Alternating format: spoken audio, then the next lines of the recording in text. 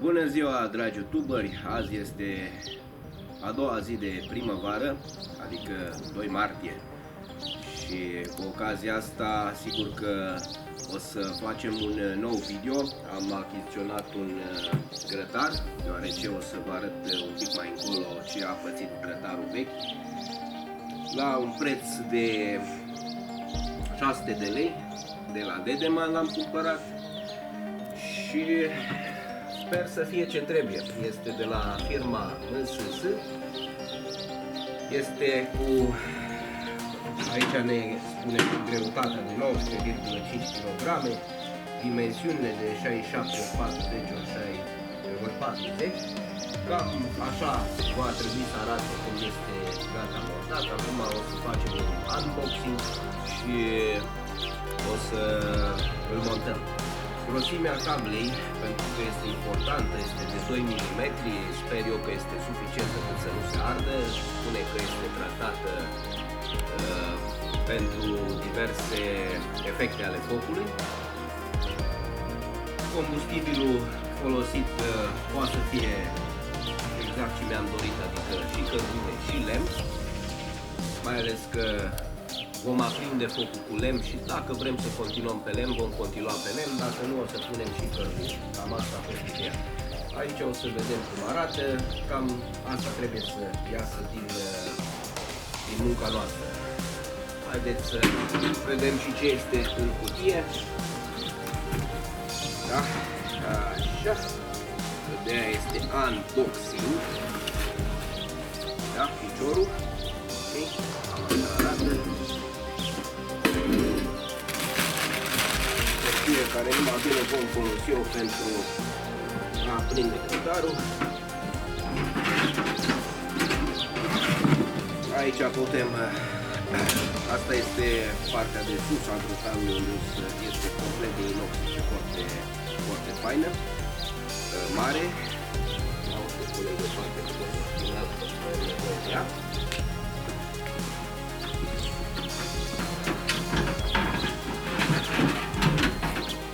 Simte că este greu, simt pe mână, asta pare să fie partea de jos.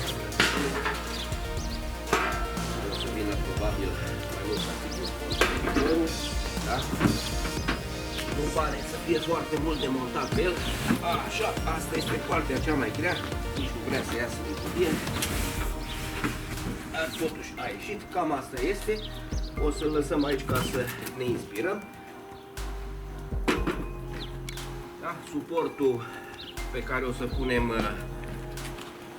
tava cu mâncare, ustensile și alte minuni, pungulița cu șuruburi și avem și un manual de instrucțiuni. Hai să vedem ce scrie pe aici. Da, arată cum ar trebui să-l montăm. Nu știu dacă se vede așa cât de cât. Oricum o să-l primiți dumneavoastră în cutie. Și cam așa arată. Da? Aici ce mai are? Mai are o chestie aici. O bucățică de tonzân jos. Da, uite, mai are ceva aici. Cum v-am spus, este destul de greu, asta este bine. Da? Cam astea sunt piesele care noi trebuie să le punem și să le montăm. Ne vedem în timpul montajului și cam asta ar fi deocamdată. Am ajuns la pasul cu montajul. Prima dată am desfăcut punga cu șuruburi, le-am pus pe căprării, cum spun eu. Da? Aici este schița de montaj și am decis în felul următor. Acesta este baza, adică piciorul, partea de jos, iar V-ul să fie în partea de jos, deoarece dacă vă uitați aici, avem o gaură, o fantă pe unde putem să băgăm mâna, pentru că aici trebuie să băgăm șuruburile astea. Da? Adică o să punem un șurub care este cu imbus, o șaibă. Și acum, într-adevăr, vine o parte mai dificilă, care va trebui, probabil, dacă ar fi să lucrăm în doi, ar fi mai simplu, dar eu vă arăt că se poate face și de unul singur. Da? Așa. Așa, trebuie să intre acolo. A intrat și iată-l pe partea asta la altă, unde o să-i punem iulița fluture. Ok, și continuăm cu procedurile. Anume, punem mai departe. Așa. Este destul de simplu montajul, nu este complicat deloc. Deja prima parte a piciorului putea considera că este, să se alinieze un pic. Așa. Iată că a intrat.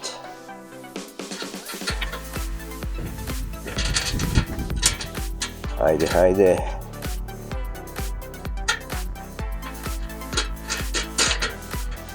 Bun. Acum, ca să putem strânge bine, eu o să folosesc o parte de cheie care o să o folosim cu imbusul respectiv. Să-l băgăm acolo și sper eu să-l doresc. O să strângem fluturașul. Așa. E destul de bun. Se pare că este bine. Repetăm operațiunea la fiecare, okay? Deoarece dacă nu strângem, o se miște. Nu vrem să se miște cu carnea pe grătar.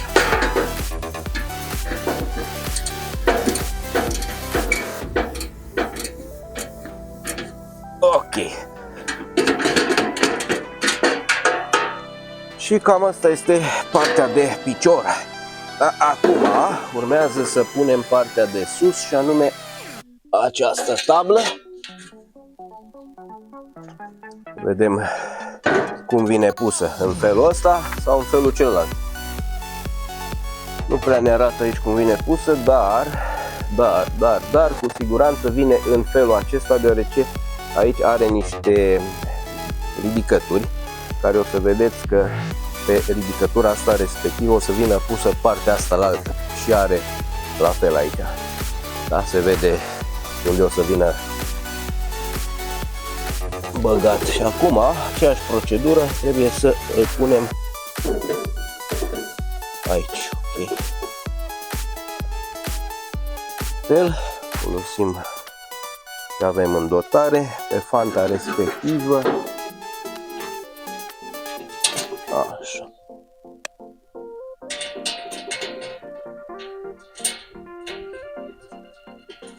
Nu știu dacă n-ar fi bine să facem invers procedura.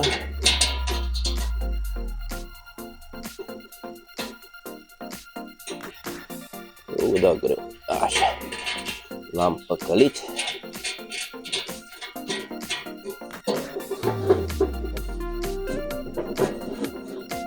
Trebuie să mai trageți de el dacă nu vine la găuri, dar nu e problemă.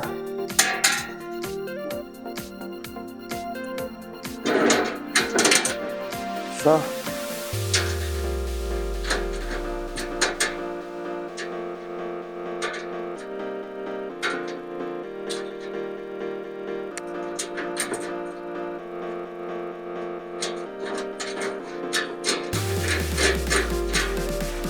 Bun, încă unul.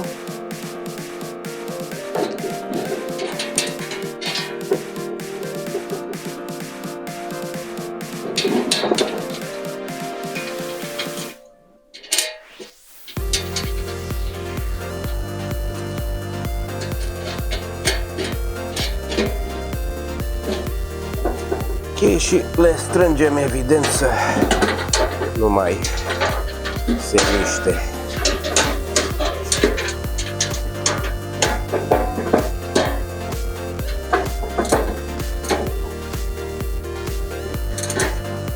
Bun.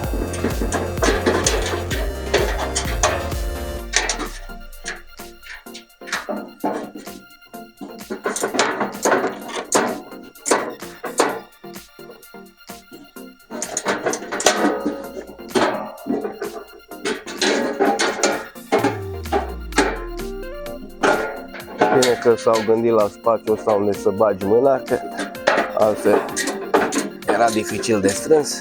Puteau să mai gândească și altceva, dar e foarte bine așa. Bun. Pare destul de ok. Acum vom veni cu ultima piesă, care, după cum am spus, trebuie să intre în fantele astea. Da? Ia uite, perfect a intrat. Și mai au rămas 4 șuruburi. Ce vom face cu cele 4? Le vom pune unde le vom pune, dar în locul acesta unde, din păcate, se va arde. Pentru că aici o să vină focul, dar asta este, nu avem ce face.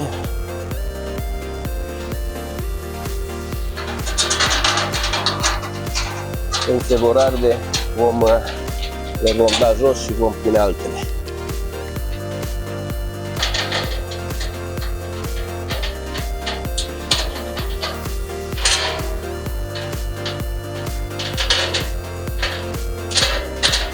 Ei, gata, gata.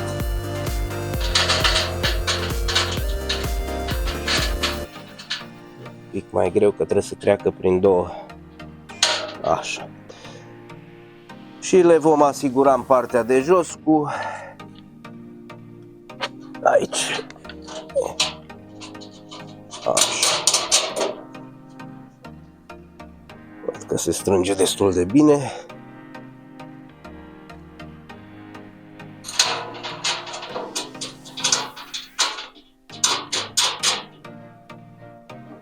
Așa. Mai avem pe partea cealaltă.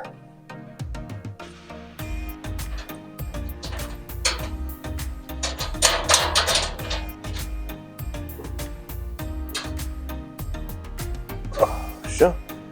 Ultimul.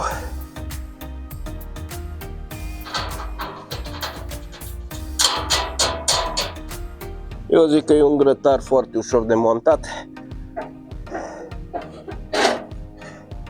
Așa, asta vine pus undeva în partea dreaptă sau în stânga.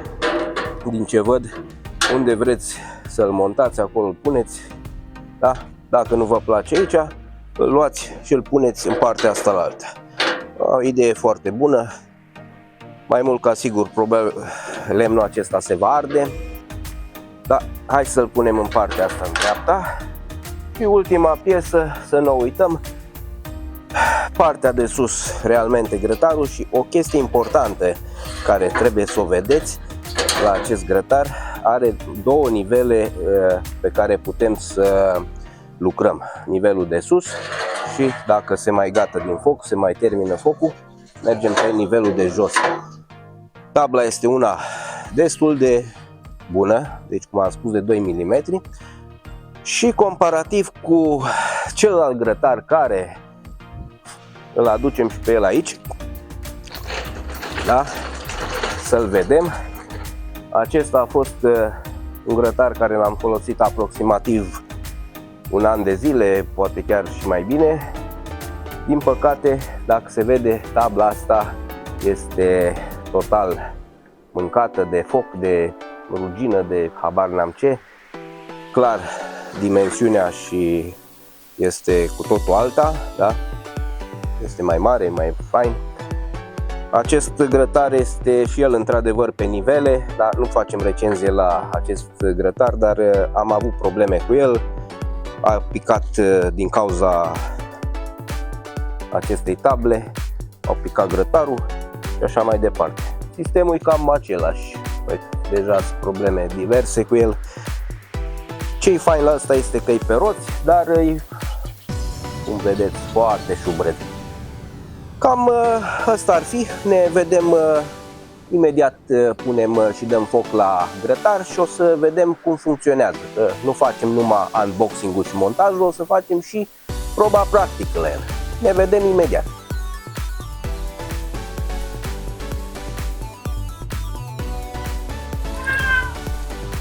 Da, am făcut focul.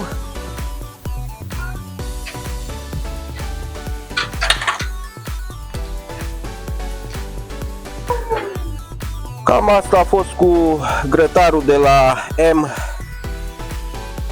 CC sau cum îl chema pe grătar, MSS, nu prea contează cum îl cheamă, îl găsiți la Dedeman, de cumpărat, 600 de lei, eu l-am luat la cică promoție. Ia uite ce frumos, mie îmi place să fac și pâine prăjită la grătar.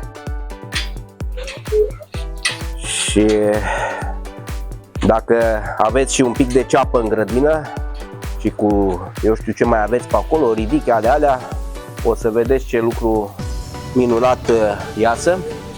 Nu prăjiți foarte tare pâinea, da? Mai ar merge un pic. Ia uite, asta ar fi gata. Asta e pe aproape și pe asta. Și ca să vedem totuși ce am făcut aici, uite că e gata și asta, da? Foarte bine, perfect. Deci cam asta e, uite ce pâine prăjită bună. Ia să pun eu aici așa, imediat trecem și noi la mâncat, dar prima dată să văd, trebuie să ne degustăm opera de artă, da? Pâinea este minunată. Uite ce mic frumos, suculent așa. Da, este făcut, vă recomand. La grătarul acesta puteți să faceți un lucru minunat. Da? Ia uite ce frigărui extraordinar am făcut, ce bine arată. Ceapă, vă dați seama. Ia uite carnea asta ce bună e. Da, e făcută perfect, da? Nu o să mai mănâncă, o să vă apuce pofta, să le las aici. Mulțumesc pentru vizualizare și cu siguranță ne vom întâlni în următoarele videouri în care o să fie la fel de interesant ca și acesta. Mulțumesc frumos și abonare, like, tot ce trebuie clopoțel, da? La revedere!